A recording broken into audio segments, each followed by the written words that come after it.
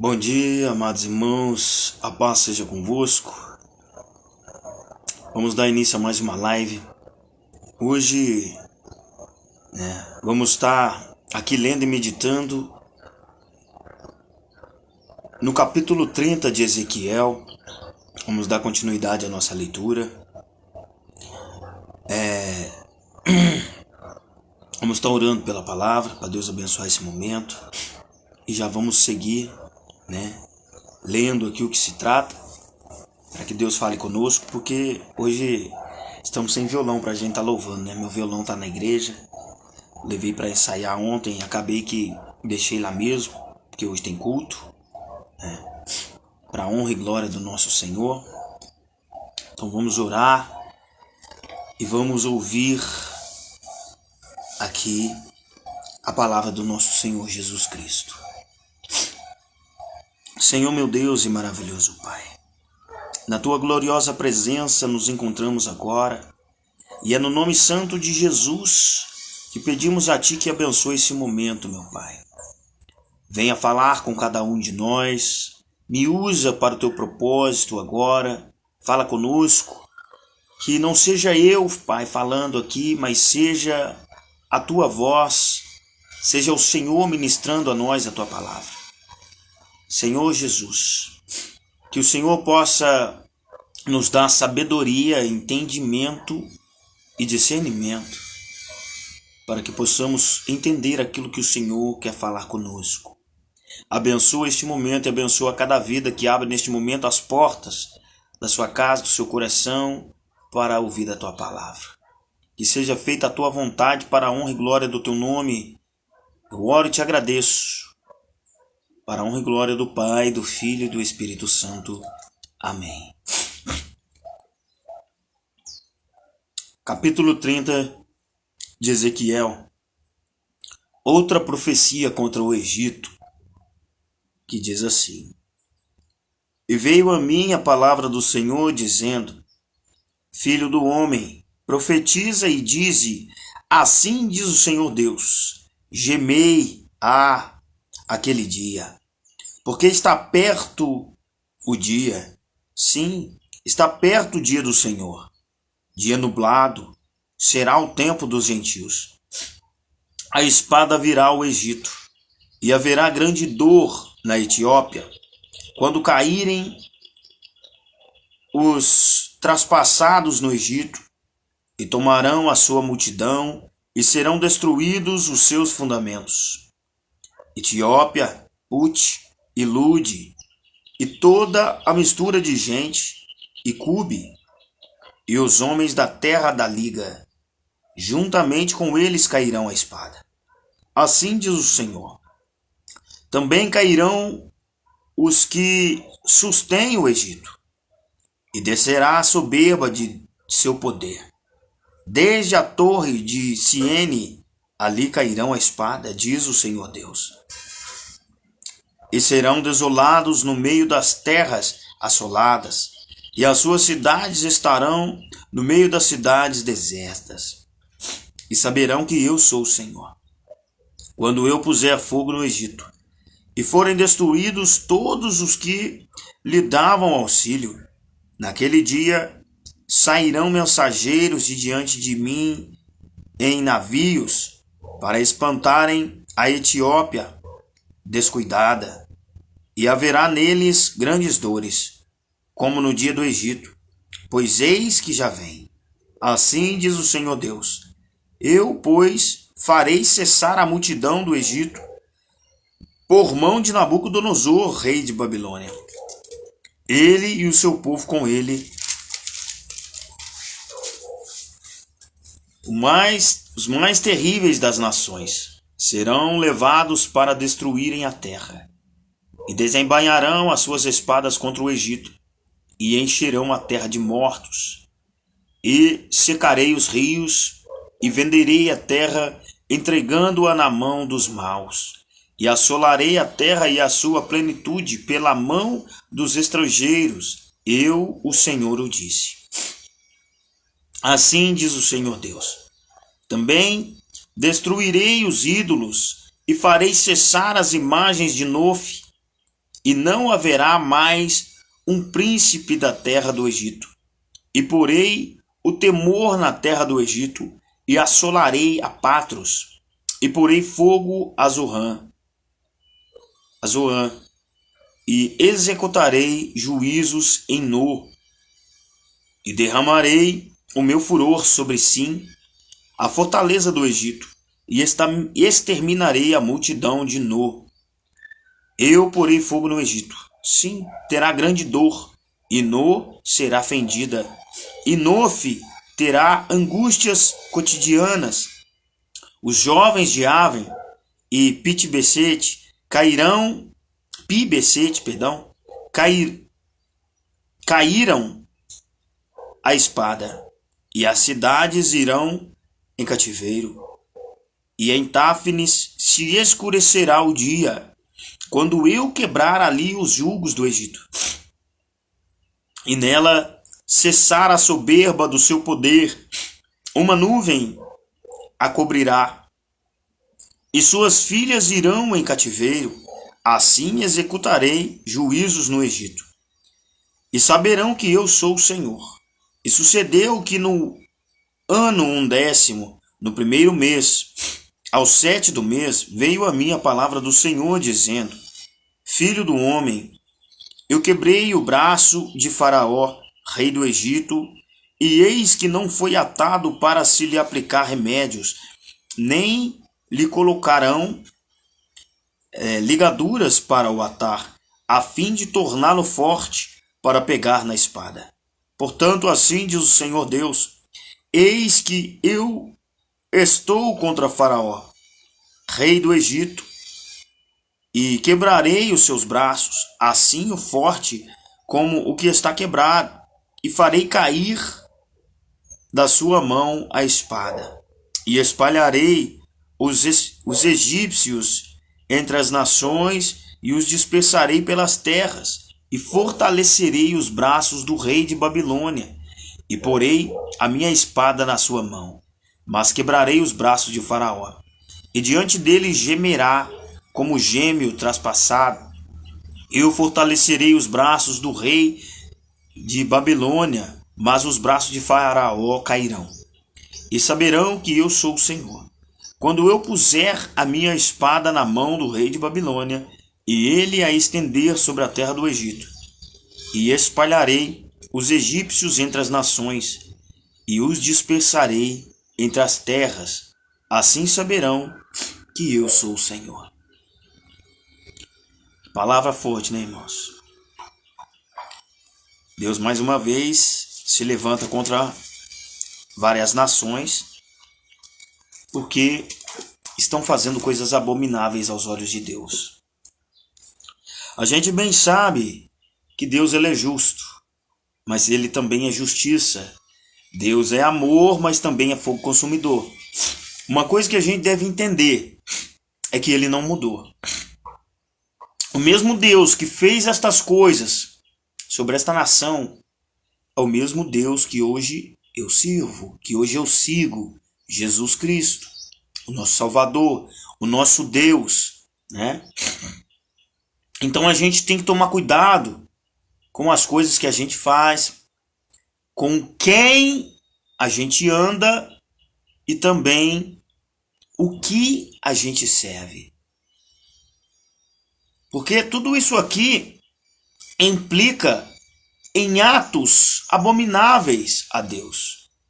Aqui a gente vê que ele fala sobre as nações que eram, né, idólatras, nações que adoravam outros deuses, que faziam ali os seus deuses pagãos com as suas mãos, feitos de prata, feito de ouro, feito de madeira, feito de pedra. E não só isso, mas eles também faziam atos abomináveis a Deus, né? Em matança, em prostituição, né? Andando fazendo maldades. Então, tudo isso que tomava conta do seu coração e subia, né, não como aroma agradável a Deus, mas como fedor, posso assim falar, as narinas de Deus. E Deus, meu irmão, ele não se deixa escarnecer. Ele não se deixa escarnecer. Então é importante a gente ter em mente que, né, a gente vê por aí um ditado popular que isso não está na Bíblia. Aqui se faz, aqui se paga, né? Esse ditado veio porque a gente bem sabe que a Bíblia já nos ensina que aquilo que você planta, você colhe. Se você planta maldade, você vai colher maldade. Porque Deus, ele é justo. Não tem como você passar uma vida fazendo mal para o próximo e se dar bem. E viver bem, né? Então esse povo, eles não estavam sofrendo ali a espada de Deus porque eles eram bonzinhos, não. Porque eles eram corretos, não. Né? Você vai notar na Bíblia que, diferente daqueles que sofreram estando com Deus e morreram, eles receberam a salvação. Diferente dos outros que receberam, né, punição divina, né? Então eu tenho que trazer para mim essa palavra. Não andar no caminho que eles andaram. Não caminhar na maldade, não caminhar na idolatria, na soberba. Aqui bem disse, né, que Deus estava falando que ia tirar do seu coração toda a soberba. Aquele engrandecimento de si mesmo. Fui eu fui capaz, hoje eu sou isso, hoje eu tenho isso, e sou acima de tudo e de todos, né? Orgulho. Então, Deus nos coloca no nosso lugar. Até porque, neste capítulo de Ezequiel, a gente vê que Deus, quando vai falar com Ezequiel, Deus fala para ele, filho do homem. Filho do homem. E isso que se repete por, eu creio que, de novo, eu acho que umas 90 vezes que Deus vai falar com Ezequiel, Deus se dirige a ele dessa maneira, filho do homem. O que Deus está querendo dizer? Você também é pó. Você é humano, você foi feito pelas minhas mãos.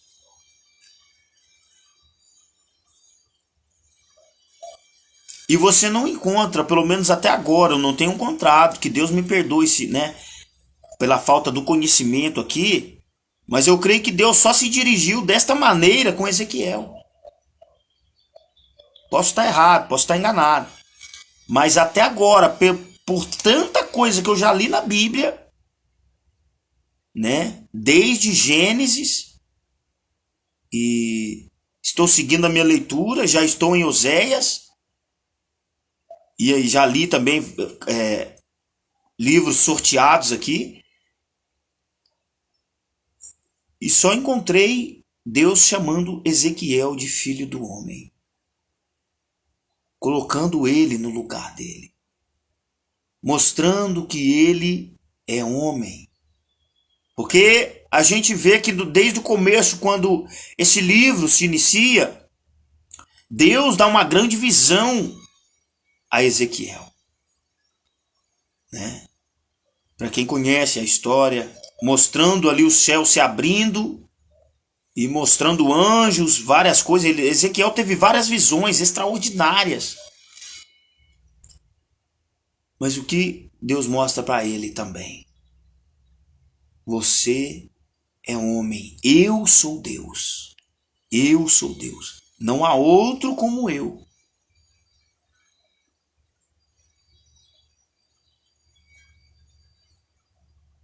Então, não importa o que eu te mostre, não importa o que você vê, mas para que você não se glorie, filho do homem. É isso que Deus fala. Porque Deus tem o controle, meus irmãos, de todas as coisas. Às vezes a gente costuma orar como se a gente mandasse em Deus. Porque a Bíblia nos diz que tudo que você orar crendo, recebereis. A gente ora de maneira que como se Deus fosse para nós o nosso servo, mas é muito pelo contrário. É muito pelo contrário. Deus, ele faz o que lhe apraz para o nome dele ser glorificado. Mas ele nos coloca no nosso lugar. Então não deixa no teu coração crescer a soberba. Independente de como Deus te use. Independente do que Deus te mostre, assim como ele mostrou para Ezequiel e colocava ele no seu lugar.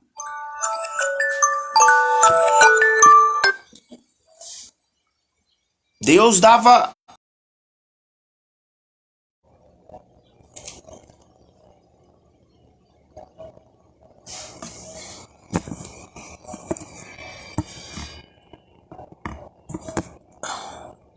vivo me ligando essa hora.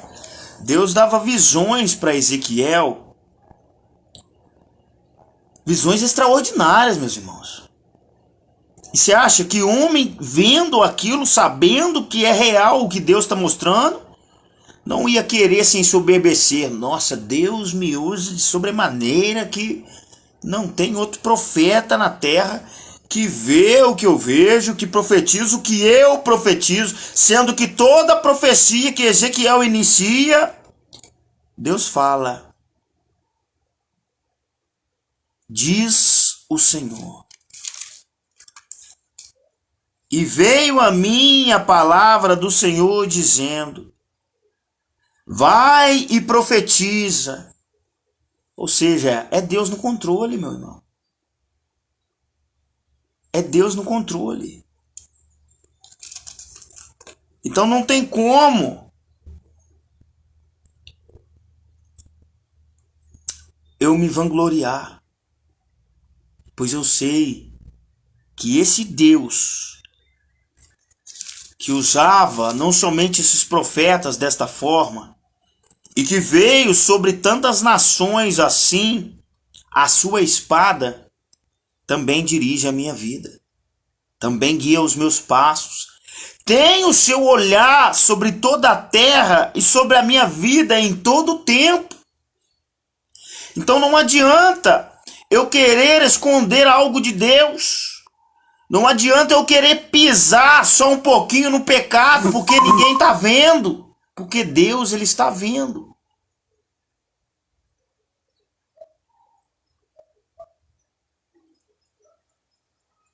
E Deus, ele tem poder. Da mesma maneira que a gente ora e vê Deus se mover a nosso favor, ainda que seja para o nome dele ser glorificado, mas Deus responde a tua oração. Deus te dá o que você pede. Deus, ele também pode agir da maneira que ele quiser. E a Bíblia nos ensina que Deus disse: agindo eu, quem impedirá? A gente viu aqui algo que viria sobre esse povo e ninguém poderia fazer nada, porque era Deus falando. Quem pode impedir o agir de Deus, meus irmãos?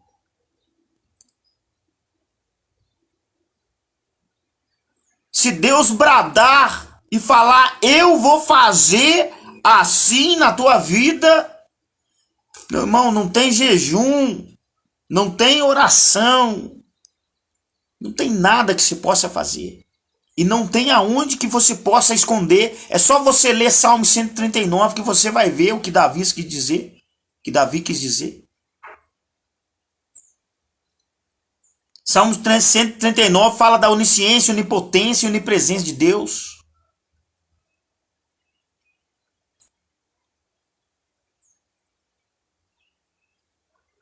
Ele fala que ainda que ele fizesse a sua cama no mais fundo dos abismos, lá no inferno, lá ainda Deus estaria com o seu olhar e a sua mão sobre ele. Não tem como fugir. Então é necessário a gente se atentar ao que tem feito no nosso dia a dia, porque a palavra de Deus nos ensina que a nós foi dado, né, apenas uma vida. Após aí segue-se o juízo.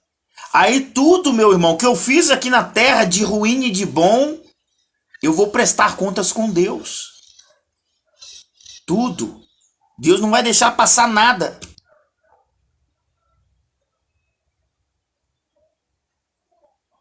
Então é importante você ler a Bíblia e ter temor.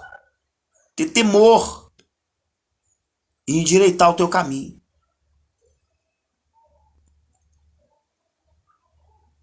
Porque Deus, Ele é Deus. E Ele não se deixa escarnecer. Nós não mandamos em Deus. Nós não mandamos.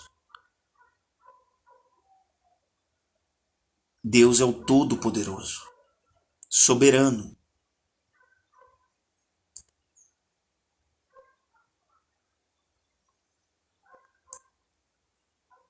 Vou finalizar por aqui, para que eu não fale de mim.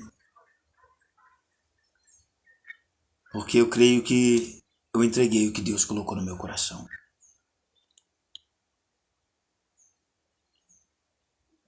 Quero estar orando agora. Pela sua vida. Pela minha vida. Pela nossa família.